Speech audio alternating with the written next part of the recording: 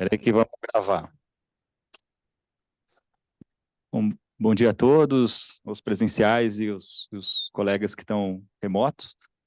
A gente pediu esse espaço aqui para a Denise, para a gente retomar. A gente já fez essa reunião clínica faz um ano e meio, mais ou menos, quando ainda não eram gravadas, mas ela é pertinente não só para a área de imagem, né, mas como tem intersecção com praticamente todas as especialidades clínicas e cirúrgicas. Acho que é bem relevante discutir um pouco sobre meios de contraste, alguns mitos, o que tem de atualizações. E eu queria propor aqui um modelo super aberto, assim, o Dr. Hilton, colega nosso radiologista do grupo, vai falar um pouquinho sobre as atualizações, mas eu acho que o mais produtivo seria que a gente fizesse um bate-bola, assim, né? Dúvidas do dia a dia que talvez não estejam contempladas na aula e que a gente possa chegar a um entendimento melhor. Então, vamos lá, Ailton. Beleza. Bem, eu queria agradecer aí pelo convite, porque é um negócio que eu gosto, contraste, principalmente porque mudou muito o entendimento, sabe, do que é o risco e quando é que a gente pode usar o contraste, sabe? Então, esse é o tema aqui, né, o que há de novo. Eu acho que mudou pouco do que há de novo, mas mudou muito nos últimos 10 anos para cá. Então, assim, é claro que a gente trabalha com contraste iodado, é que é uma brincadeira, tá? Assim, acho que depois a aula, o objetivo é talvez, mas assim, mostrar que o contraste é muito mais seguro do que a gente estaria preocupado, né? Se é o ID aí no momento de nefrologista, falando para a gente dar o contraste mesmo para o paciente. Então, assim, nós vamos falar sobre os principais aspectos, né?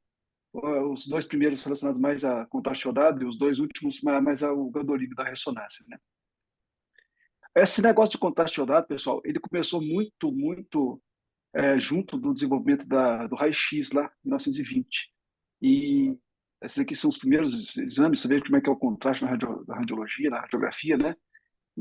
Mas é claro que isso aí mudou demais, né? Na injeção, por exemplo, intravenosa que a gente tem hoje, na tomografia, permitindo a avaliação de múltiplos sistemas, múltiplos órgãos, com só injeção de contraste, né? Isso aí permite também várias alterações que a gente pode ver do aspecto funcional da lesão. A gente pode ver, assim, alteração de gradiente, perfusão.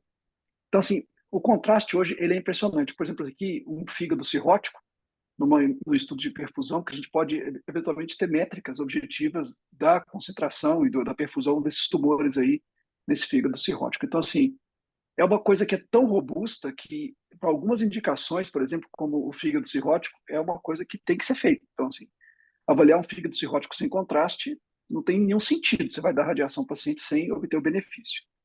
Esse é o Appropriateness Criteria.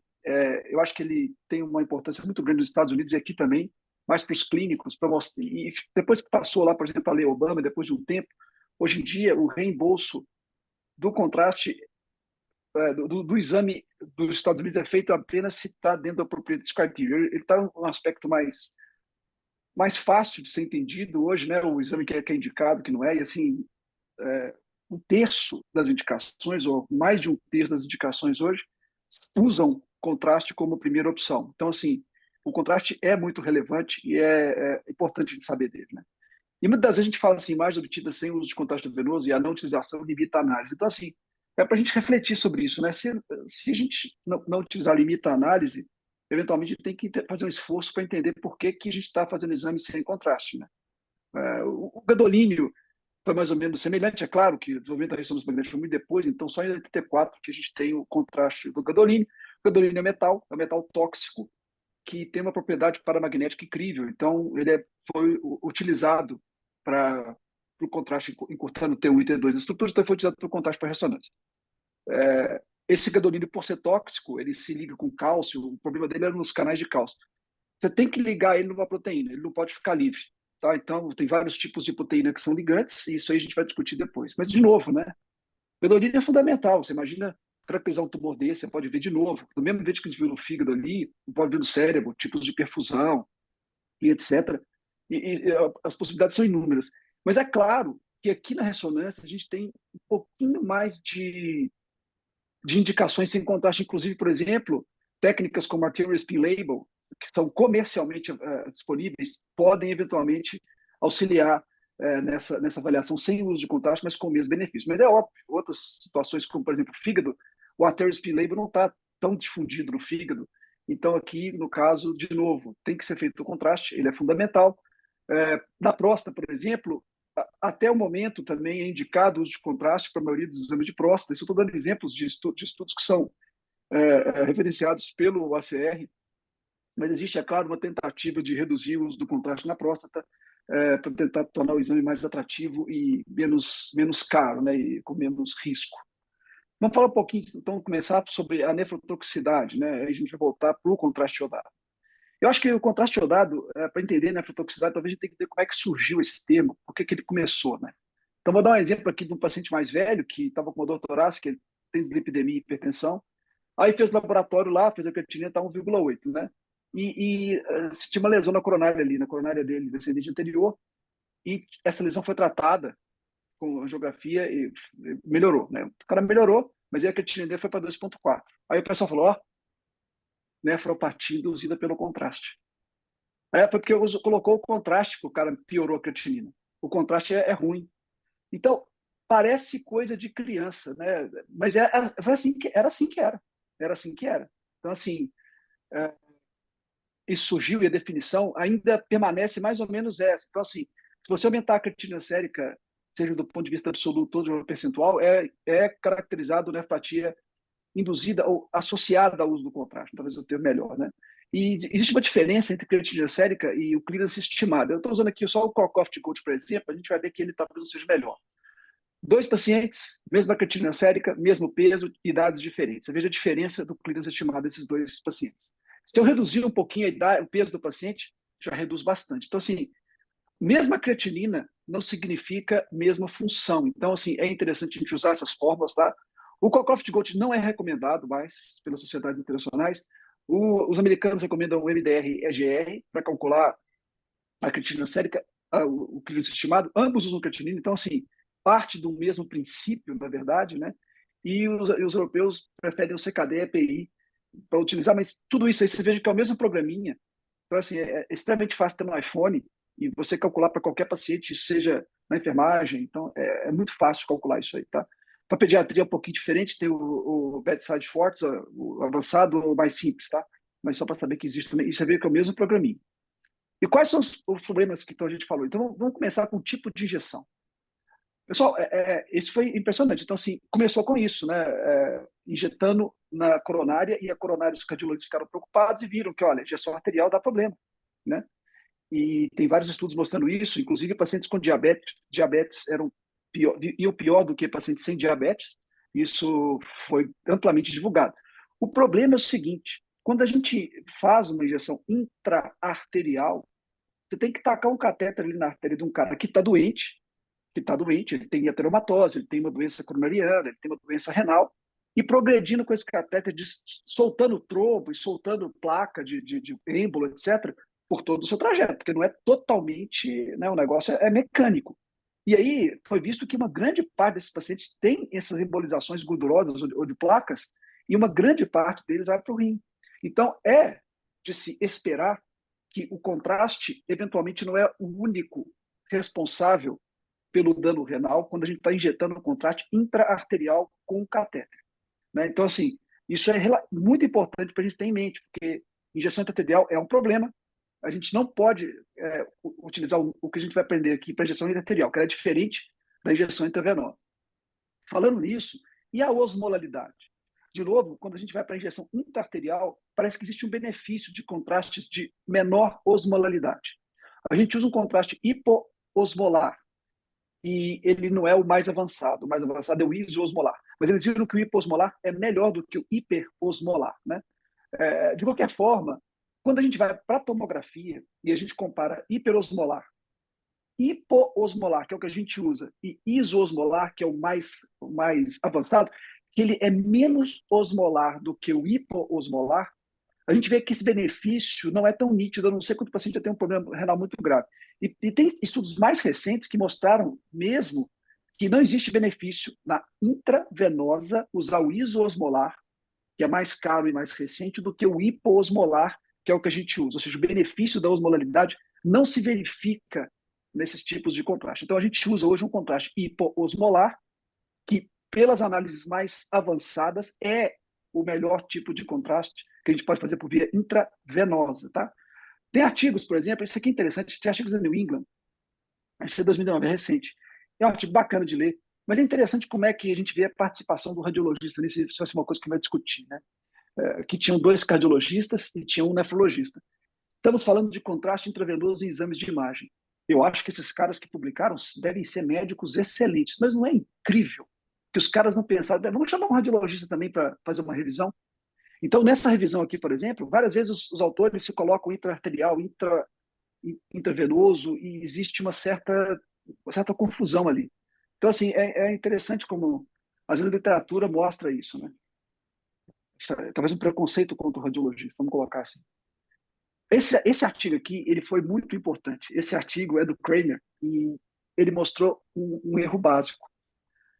Quando aqueles caras estavam injetando contraste na coronária e vendo problemas depois escolhendo a creatina deles, eles não tinham uma coisa muito importante: grupo controle. Então, não é impressionante que essas regras foram definidas em artigos, até prospectivos às vezes, mas sem um grupo controle? Então, o Kramer falou, vamos colocar um grupo controle. Na tomografia a gente consegue, é o cara que faz exame sem contraste. E, para surpresa de várias pessoas, não foi visto o índice de nefropatia maior, diferente entre os grupos. Então, parece que sim, pô, será que existe nefropatia induzida pelo contraste? Né? Então, bem, isso é um dos aspectos. Posteriormente, esse aqui, se não me engano, é do Heller, esse artigo, que foi em 91, ele fez a mesma coisa, aumentou o número de pacientes e usou 2 tipos de contraste. Ele viu que no contraste hiperosmolar, que era aquele ruim que a gente usava anteriormente, não teve diferença. Não teve diferença entre nefropatia induzida pelo contraste. Mas no grupo hipoosmolar, que é o contraste bom que a gente usa hoje, teve uma diferença. Mas aí a gente tem que pensar, naquela época, em 91, quem usava o contraste hipoosmolar? Era aquele cara que era diabético, tinha função renal pior, o cara mais chumbado. Então, assim, esses pacientes já tinham outros fatores de risco para justificar essa análise retrospectiva com contraste hipoosmolar e não com hiperosmolar. Né? Isso é verificado em outro artigo também. Esse artigo aqui é do Moore, que mostrou que esses pacientes eles têm vários riscos associados com o uso do contraste. Então, é importante a gente verificar isso, né? Antes de fazer, por exemplo, estudos retrospectivos, que isso é um erro grave. E esse é um cara, assim, se não me engano, esse é o cara que chama Newhouse. Ele publicou muito sobre isso. E esse artigo dele é bacana, que ele mostra que esse aumento e decréscimo, essa flutuação de creatinina, acontece normalmente em pacientes que não fazem exame ou fazem exame sem contraste. E ela é maior naquele paciente que tem uma função renal pior. Ou seja, a gente está lidando, às vezes, com flutuações fisiológicas da creatinina sérica e está associando elas ao uso do contraste de maneira errônea, sem um grupo controle ou sem uma análise mais intensa. Então, isso é a base, isso é o problema principal. Os principais caras que falam de contraste hoje, não quero generalizar, claro,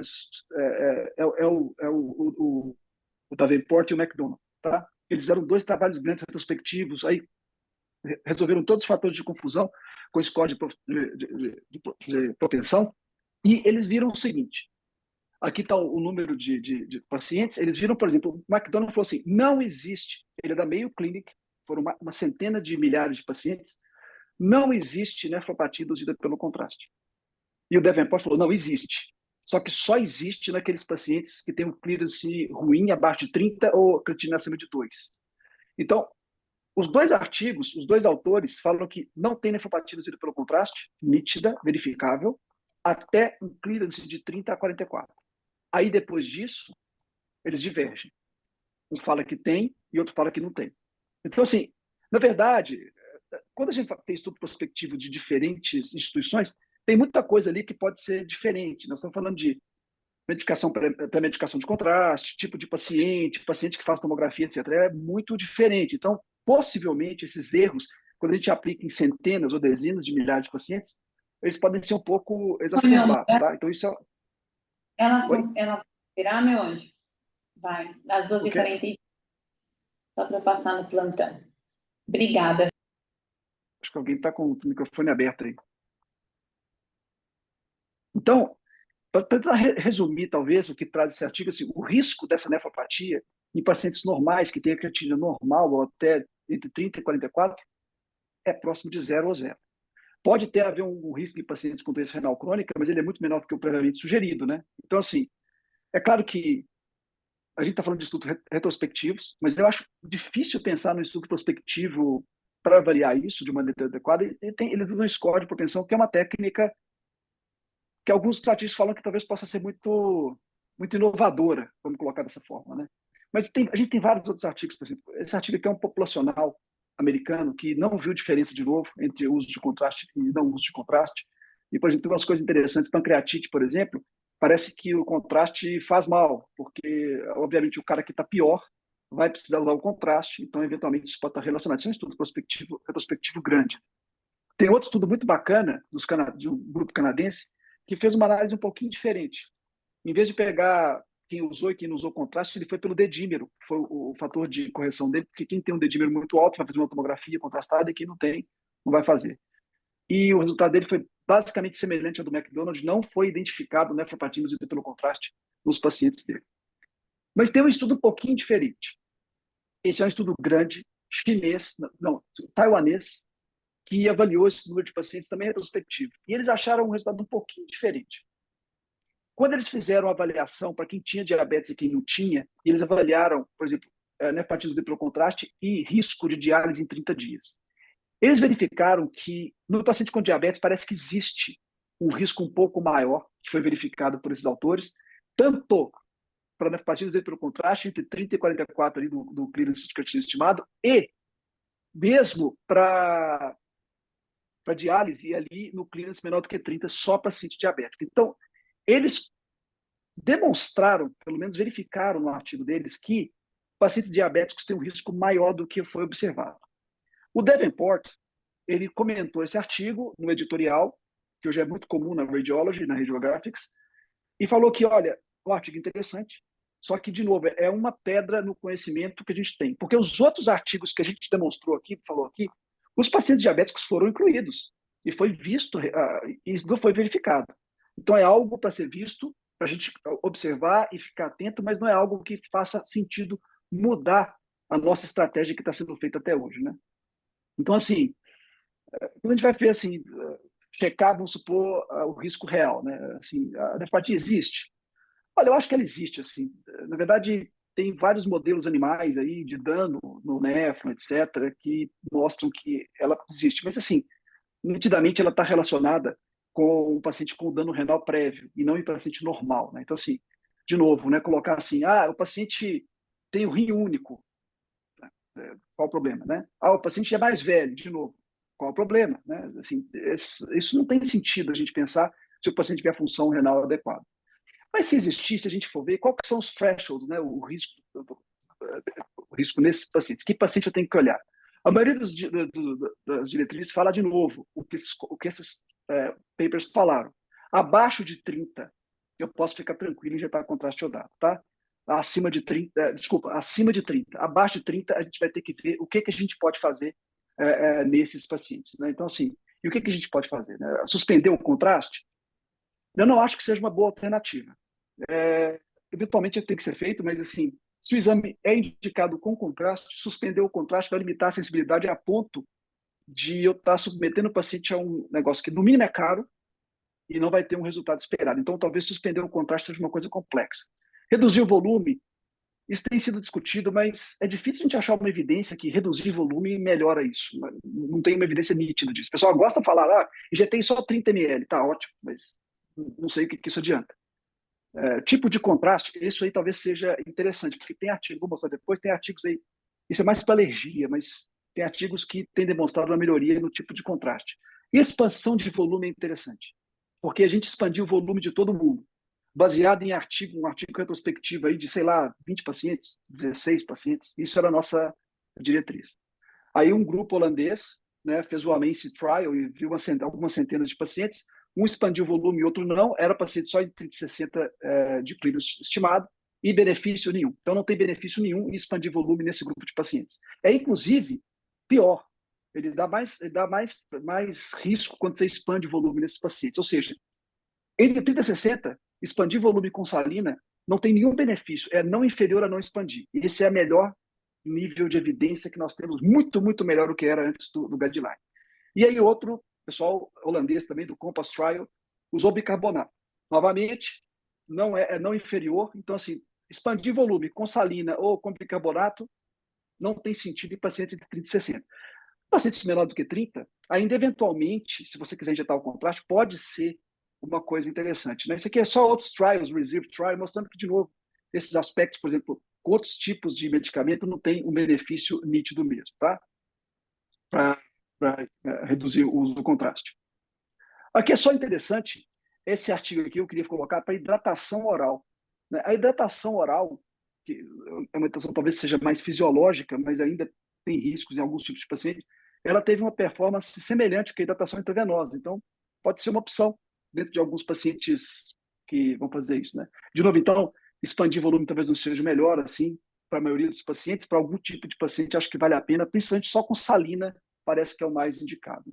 Esse negócio, uma vez eu discuti isso com um colega, e ele falou, mas, Hilton, eu acho que talvez a gente deva continuar, porque o ideal é, assim, sempre proteger o paciente, né? Eu também acho isso, é interessante, né? A gente fala assim, não podemos fazer mal, temos que proteger o paciente, né? Mas esse negócio, são algumas falácias interessantes, né? A gente pode fazer isso para radiação, né? A radiação, a gente tem esse negócio de, pode irradiar o paciente, irradiar é perigoso, vai matar o cara e tal, por causa do linear no threshold, né?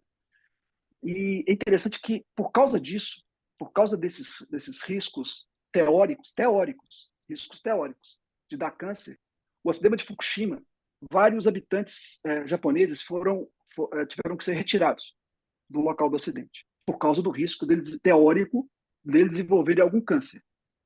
E vários morreram nessa remoção. Então, não é incrível? A gente matou algumas pessoas por causa do risco teórico de desenvolver câncer.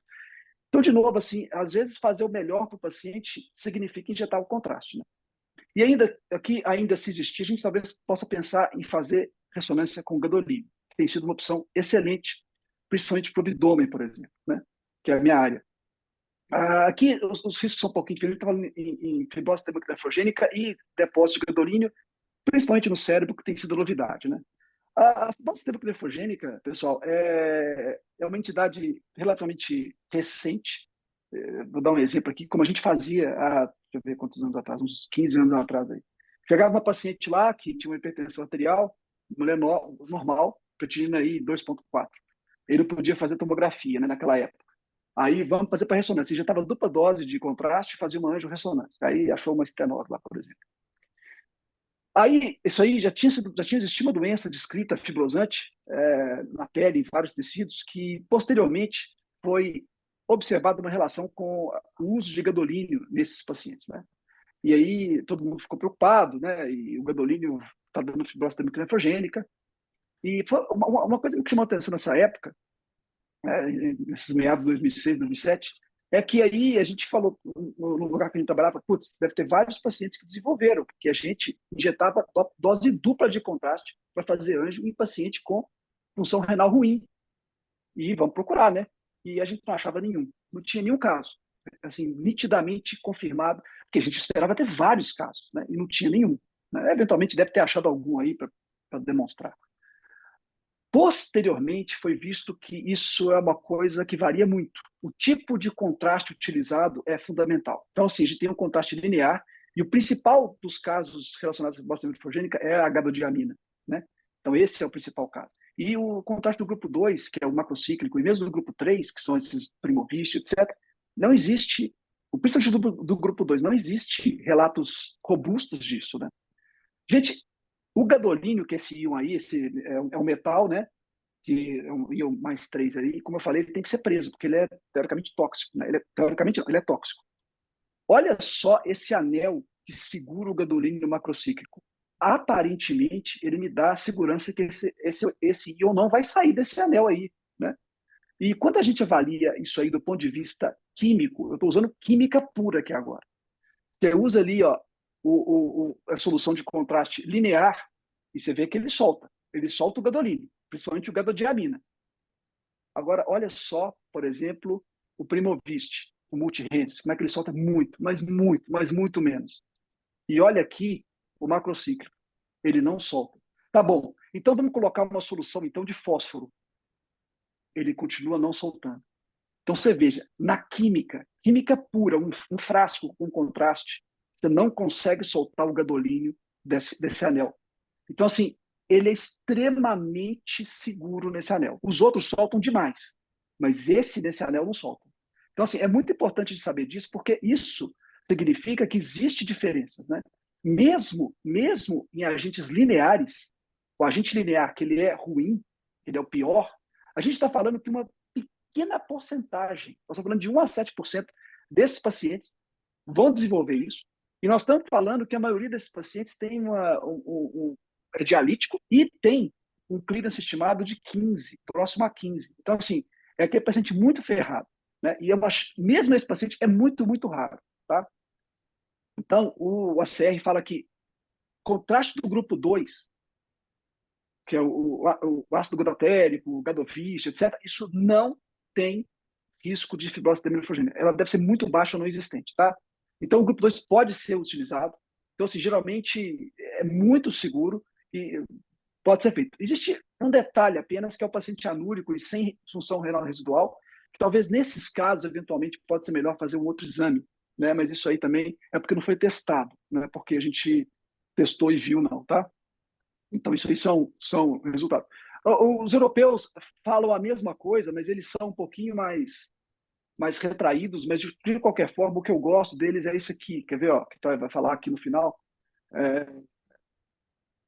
Nunca negue um paciente clinicamente bem indicado uma ressonância com contraste. Porque, assim, acho que a gente tem segurança de fazer com esses contrastes do grupo 2, que são muito, muito bons. Esse é um estudo aqui sistemático visão sistemática de meta-análise, 4.931 pacientes, 0% de fibrose nefrogênica. Então, ou seja, o risco é muito, muito pequeno, se não, não existente para esse tipo de contraste. Então, assim, é uma coisa para a gente ter atenção, porque vários dos nossos pacientes, às vezes, eu vejo hoje, o médico clínico já tem esse conhecimento, ele pede uma ressonância com contraste, e por vezes o colega radiologista nega, aí ele tem que ir para o nefrologista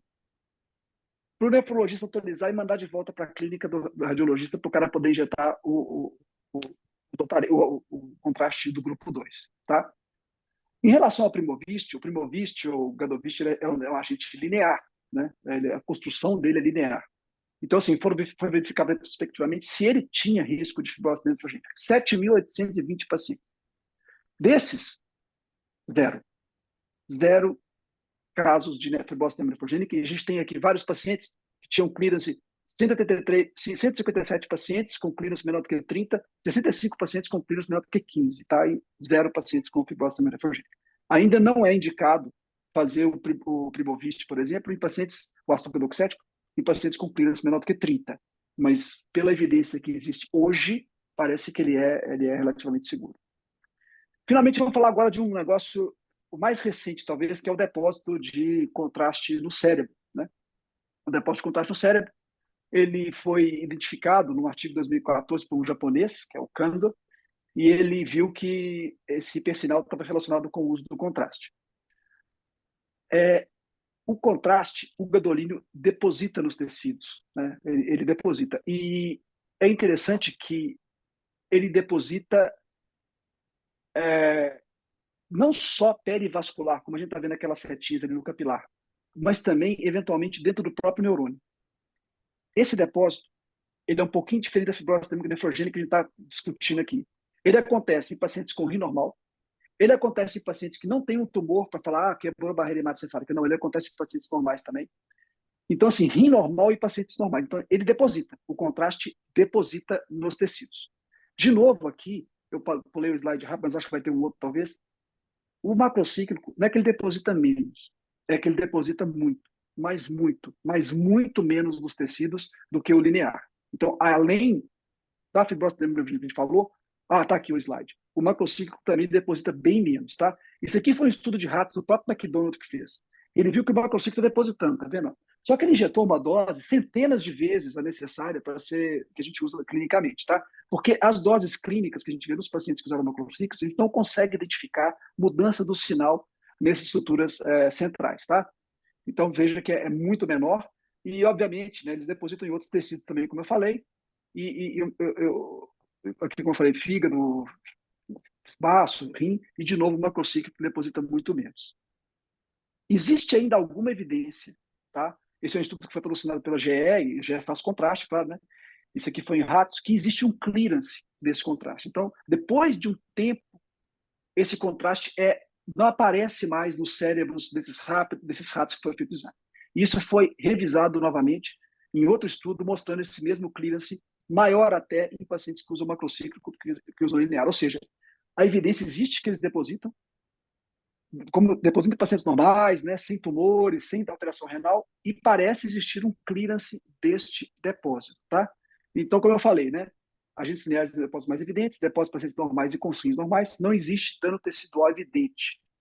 Aí entra uma coisa, a gente fala assim, mas parece até brincadeira, né? Ah, mas você injetaria no seu filho? Tem sempre esse negócio, na sua mãe? Olha, se for clinicamente indicado, né, a gente tem um grande estudo disso, que esse trem começou a ser utilizado lá em 1984, tem mais de 100 milhões de doses e não tem uma crise mundial de parkinsonismo, por exemplo, né?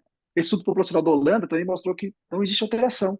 E um estudo de ratos, que foi feito também com injeção de contraste, mostrou que não tem alteração tecidual, morfológica ou qualquer coisa nos neurônios desses ratos, e nem alteração de comportamento dos ratos também. Então, de novo, parece que é uma coisa que não tem um dano funcional associado ao depósito, que é evidente e está confirmado. A última coisa que eu vou falar aqui é sobre alergia, que eu acho que é um tema muito sensível, que é o tema que afeta vários colegas aí, que são radiologistas, e tem que lidar com isso, que é extremamente incomum, mas quando acontece é muito complicado, é muito grave. Então, assim, o risco é bem pequeno, principalmente com os contrastes que a gente usa hoje, que são não iônicos, né, de baixa osmolaridade. Ali o branquinho é qualquer alergia e o vermelhinho são alergias mais graves, né? E alergia entre aspas, porque isso não é uma alergia bem configurada, tá? Ela simula uma alergia, mas a gente não consegue ter todos os evidentes de alergia. Esse é um estudo japonês, populacional, que avaliou quase mais de 300 mil pacientes, iônico e não iônico, e teve 0 mortes. Então, assim, morte parece que é extremamente rara ter uma morte relacionada ao contraste. Essas são estatísticas baseadas aí, por exemplo, nos principais artigos. É uma coisa bem, bem rara, né? Quando a gente vai falar do iodo, é isso. Quando a gente fala do gadolínio, é muito mais seguro. É muito mais. Então, você vê que as métricas são bem menores e o risco de morrer é 1 para 1 milhão. É mais ou menos fumar 1,4 cigarro, fazer um raio-x de tórax. Isso aí, o risco de morrer é bizarro. No entanto, eu vou pegar um caso aqui que aconteceu. Ele aconteceu realmente, né? Era um paciente jovem, de uns 25 anos, estava com uma queixa de cefaleia e zumbido no ouvido. Foi fazer uma ressonância magnética, não tinha sintoma e não tinha história de alergia. Ele teve uma reação alérgica muito forte na ressonância magnética, e a gente descobriu depois que isso estava relacionado a uma mudança do tipo de contraste. O contraste que a gente usava estava em falta no mercado, a gente colocou outro macrocíclico, ele era mais fluido, menos viscoso, o pessoal estava injetando muito rápido. Então, esse era o problema que a gente verificou. E aí, o problema principal é o seguinte, né? Intubar um paciente que a gente aprende é assim, mas intubar, às vezes, dentro da ressonância é assim. Então, esse paciente, acho que tem um pessoal com o microfone ligado aí. Não sei se dá para desligar. É o Hamilton. Desligou. E aí, às vezes, é mais difícil. Então, assim, eventualmente é importante ter um pessoal treinado para isso, como a gente faz o curso do AVR, da radiologia, para ser treinado, mas na maioria das vezes isso aqui é muito extremamente raro, né? Então, assim, é importante ter isso aqui. Na maioria das vezes, o uso de epinefrina intramuscular resolve esses raríssimos casos, na imensa maioria das vezes, de maneira... O pessoal fala que é até mágico, né? Assim, você faz um negócio e resolve. Mas é sempre importante ter um pessoal treinado para isso. A alergia, existe um tema talvez um pouco controverso, que é a pré-medicação com corticoide. Então, a gente tem uma alergia, tem asma, tem alergia a camarão e tal. Será que eu posso usar corticoide para isso, né? Então, assim, tem 2 tipos de esquemas que são recomendados. Um esquema lento, que envolve um preparo de 13 horas, e um esquema rápido, que envolve um preparo de 4 a 5 horas. Vale a pena lembrar, pessoal, que aqui nos europeus eles ainda colocam asma. O americano, para ele, só existe um paciente que deve fazer o preparo com a pré-medicação. Somente um. É o paciente que teve uma história de alergia leve numa tomografia ou ressonância prévia. Ah, ele teve uma história de alergia moderada. Não está indicado, porque o risco de ter uma reação grave existe mais do que a população em geral e a premedicação não tem efeito. Então, só aquele cara que teve uma alergia leve, a pré-medicação está indicado, a pré-medicação está indicada. E a gente tem esse aqui e tem esse outro aqui, né? Que são. Tem os artigos aqui, gente. Olha os artigos, 1987, 1994, 84. Isso aqui só usou contraste hiperosmolar. Tá? Não usou, nenhum desses trabalhos foi feito com contraste hipoosmolar. Então, nós não temos nenhum nível de evidência que mostra que essa profilaxia ela é efetiva. Os europeus falam que nem adianta fazer porque não tem trabalho, evidência boa para fazer pré-medicação. Os americanos fazem, tá? E a gente também faz. A maioria dos médicos, quando você faz pesquisa, os médicos europeus, americanos, e acho que os brasileiros não têm pesquisa sobre isso, pelo menos não sei, fazem na prática clínica, tá? Com esse tipo de paciente. E o risco de fazer corticoide, ele é desprezível. Então, assim, essas leucocitócias transitórias, hiperglicemia, isso aí é muito transitório, nem para diabético tem problema, tá? O grande risco que tem, na verdade, é retardo diagnóstico, isso já foi mensurado. Então, eventualmente, aquele paciente internado que precisa de um contraste e tem alergia, talvez seja interessante achar soluções, ou fazer uma ressonância em vez de uma tomografia, ou vice-versa, né?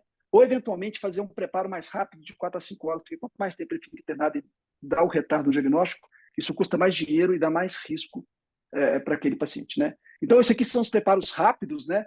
De novo, a literatura é ruim, até que tem agora uma literatura melhor aí de 2017, mostrando que isso aí funciona bem, a 4 a 5 horas. Mas usar remédios em menos de 4 horas, isso aí não tem nenhuma eficácia comprovada. Então, infelizmente, o preparo rápido demora 4 horas para a gente fazer. Então, é uma coisa que a gente tem que estar em mente. E tem artigos novos mostrando que a troca do contraste iodado talvez tenha um impacto melhor do que o uso da pré-medicação. Então, isso também é algo que a gente deve estar atento, tá bom? Para isso aí.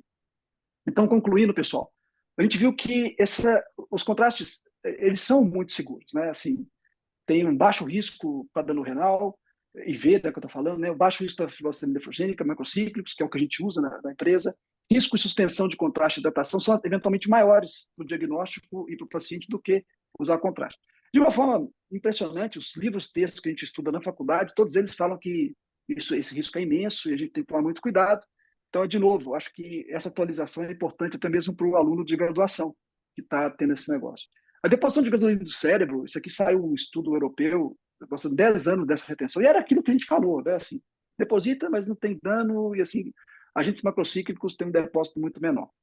A premedicação, de novo, existe, a gente usa, e eu particularmente acho que ajuda, às vezes, até na ansiedade do radiologista do paciente, porque ela é muito inócua, mas é claro, tem aquela falácia do acidente ou da inversão do acidente, né?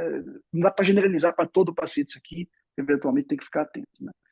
A gente tem vários outros aspectos, tá? Um deles é extravasamento, que foi descrito aqui, não muda muito o que a gente já fazia. E o outro, por exemplo, é o jejum também, que aqui a gente está dentro dessas últimas diretrizes, que mostra que jejum não é tão necessário, a gente pode fazer um jejum bem rápido mesmo para os pacientes fazerem tomografia, que isso aí que a gente tinha antes de risco, praticamente não acontece, era uma coisa meio empírica. Mas uma coisinha a mais só, tá? Que envolve inteligência artificial. Vou fazer uma brincadeira aqui com o nosso colega Ricardo Romano, que gosta muito disso. Tem saído muito estudo sobre a ressonância magnética e tomografia computadorizada com contraste virtual. Você injeta 1 miligrama de gadolínio ou não injeta nenhum gadolínio e a inteligência artificial consegue prever a imagem pós-contraste. Isso é principalmente para ressonância, mas também tem para tomografia, e os resultados às vezes assustam para ver como é que a gente consegue fazer isso. Então, talvez, num futuro não muito longe, a gente pode estar falando em imagens com contraste virtual e com risco bem menor para o paciente. Tá bom, pessoal? Então era isso. Queria agradecer e muito obrigado. Eu vou parar de compartilhar minha tela aqui.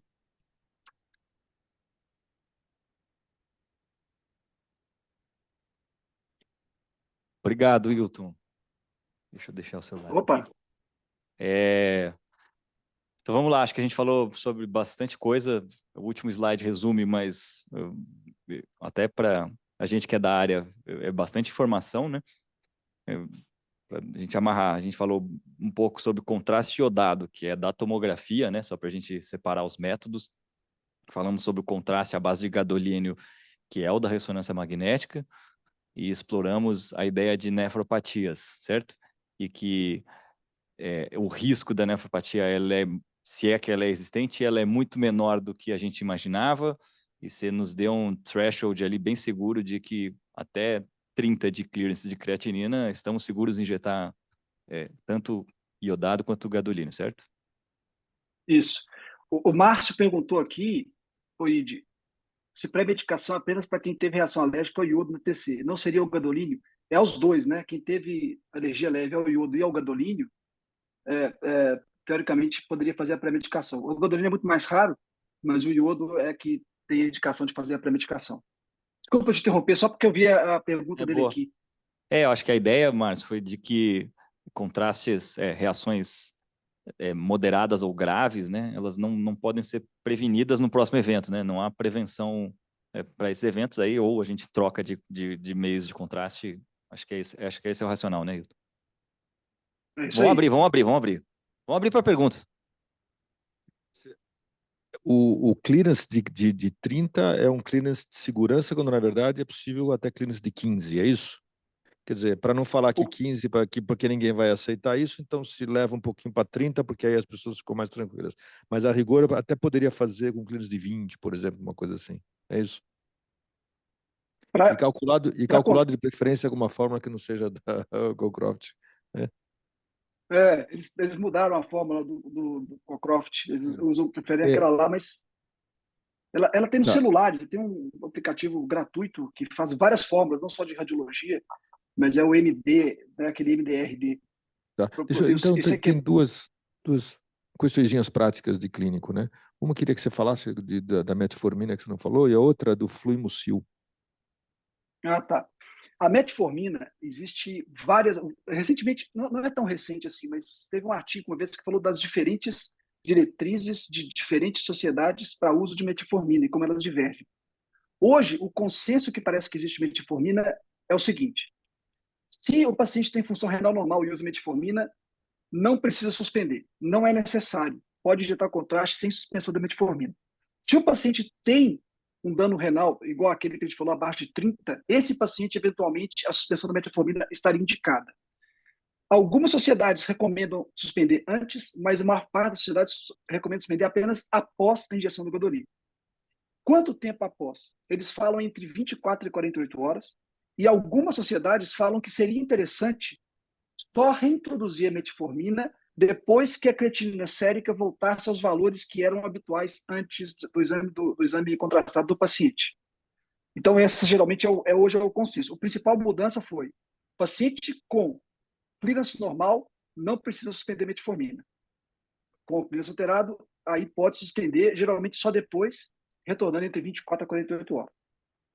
O Fluimucil, ele foi bem menos estudado do que a expansão com soro fisiológico e com bicarbonato, mas a evidência que o uso dele é benéfica, ela não é de uma qualidade muito boa.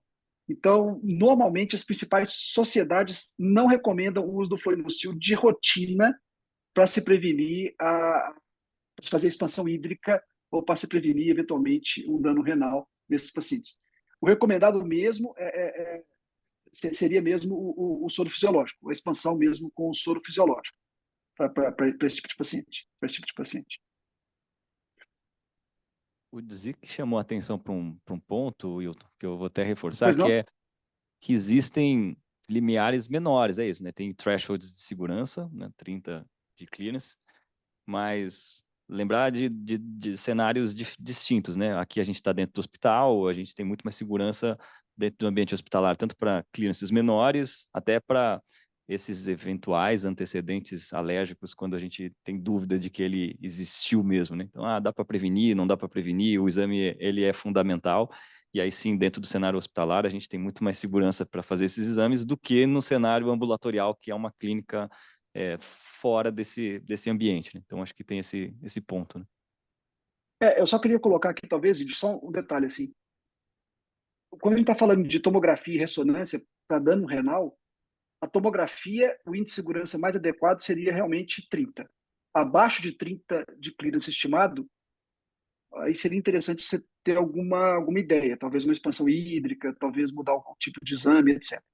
Para ressonância magnética, como a gente aqui no DASA usa o ácido gadotérico, o Dotarem, que é um macrocíclico, você pode injetar no paciente com qualquer clearance. Ele pode estar, inclusive, dialítico. Aquele paciente tem indicação de fazer o exame, vamos supor, tumor renal, tumor no fígado, e tem um clearance de 15, 11, 10, é dialítico. O ideal é pode fazer com o gadolínio macrocíclico. Não poderia fazer se a gente usasse linear, mas a gente não usa linear, a gente usa o macrocíclico. Então é seguro, uma vez que ele tem indicação, é claro, né, fazer o gadolínio macrocíclico em qualquer nível de clearance, mesmo no paciente dialítico. Sendo a única exceção anúrico e sem nenhuma função renal. Sem nenhum resíduo de função renal. Uma coisa que às vezes me angustia um pouco é que você, agora mais ainda, né, depois dessa aula, aliás, brilhante a tua aula, adorei essa sequência de chegando aos quadrinhos, chegando às carinhas, super legal, cara. Tipo coisa de radiologista com um bom Mac na mão, né? Mas, enfim, tem alguma coisa que você aconselharia, por exemplo, olha, clínico, quando você for pedir uma ressonância, e não é aqui dentro, não é na DASA, ou não é não sei o quê, ou uma tomografia, tem algum contraste que você fala, não, esse nunca, enfim, que eu tenho que me preocupar com isso, porque às vezes a gente, aqui no Brasil não é tão problemático, mas nos Estados Unidos, se alguma coisa acontece, é implicado o clínico, é implicado o radiologista, é implicado quem fez o procedimento, e vai para a lista do VOMIT. Você sabe o que é o VOMIT, né, Hilton? Victims of Modern Imaging Technology, né? Isso, então eu nunca quero estar na lista do VOMIT e nem vocês, né? Mas tem alguma coisa que você fala, cara, isso aqui não, isso não pode, né?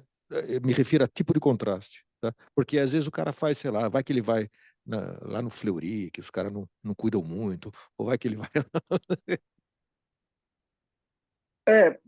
Assim, eu vou falar para o senhor, viu, doutor Zic, que eu não saberia dizer, assim, hoje como é que está o contraste iodado hoje.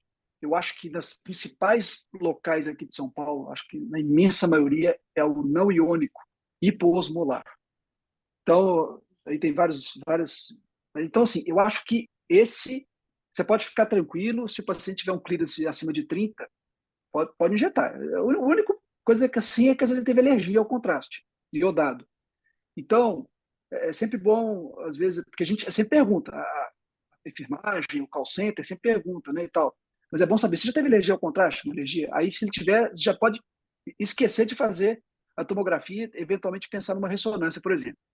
No caso do gadolínio, eu vou ser sincero para o senhor, eu não, como a gente tem um contato assim com o pessoal que está em instituições assim melhores aqui em São Paulo, eu não sei se tem gente usando linear nessas instituições. Eu tenho visto muito uso de contrastes macrocíclicos. Então, se o senhor está pensando em pedir uma ressonância para um paciente que tem um risco de uma função renal piorada, de novo, eu acho que você tem que falar assim, por exemplo, talvez colocar um adendo assim, favor usar contraste macrocíclico, porque se o cara for num lugar que o senhor não sabe que ele vai, né, vai numa clínica que o senhor não conhece, aí às vezes pode injetar um contraste linear nele, e o risco é pequeno, mas é a mesma coisa, né? O risco de dar uma reação alérgica grave é minúsculo, mas quando dá é desastroso, né? Então, a mesma coisa da fibrose terminal-nefrogênica. O risco é minúsculo, mas quando dá também é desastroso. Então, é só tentar esses dois pontos, eu acho. É que tem bastante variável, né, Hilton? Desde o tipo do contraste, né, a osmolaridade, o Hilton comentou sobre, não entramos nisso, mas existe a concentração desse meio de contraste que pode variar, e aí você tem que ir num lugar que tem processos, né, desde saber a osmolaridade, a concentração, a viscosidade importa, é um negócio que ele tem que ser armazenado num ambiente quase que uma temperatura corpórea, ele não pode estar numa temperatura ambiente que ele fica mais viscoso e isso dá mais reação, então tem vários processos, e depois que você tem que conseguir voltar para trás na ocorrência de um evento e saber lotes, tá? Então tem que ter um lugar que tenha processos. Acho que isso é importante, assim, como nós temos.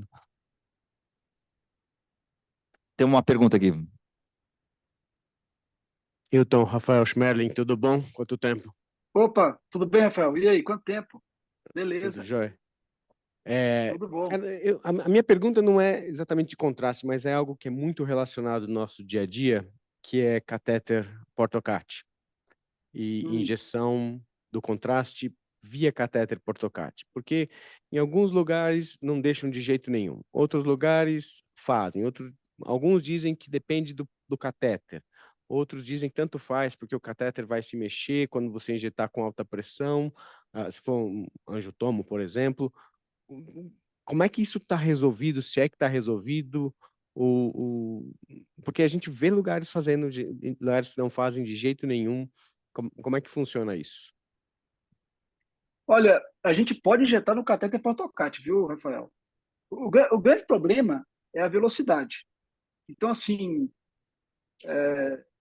eu não sei se você mexe muito com outros tumores, que você mexe mais com a parte de sarcoma, né? Então, para você, assim, a gente não vai poder injetar muito rápido, então vai ter que injetar mais lento, sabe? Mas você consegue uma imagem de qualidade utilizando um catéter de Portocat. Agora, se você for fazer, por exemplo, uma anjo, Mas é a bomba que você não consegue injetar ou é é a o bomba, tem que catéter que reduzir o tem? tempo. Ah, não, não, é o catéter. É o catéter que não permite.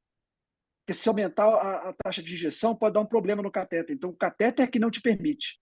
Se você aumentar pela descrição do catéter lá e tal, se aumentar, você pode dar um problema no catéter. Ele vai te permitir injetar tão rápido. Então, eu não sei se tem, eventualmente, catéteres melhores ou mais novos que melhoraram essa limitação.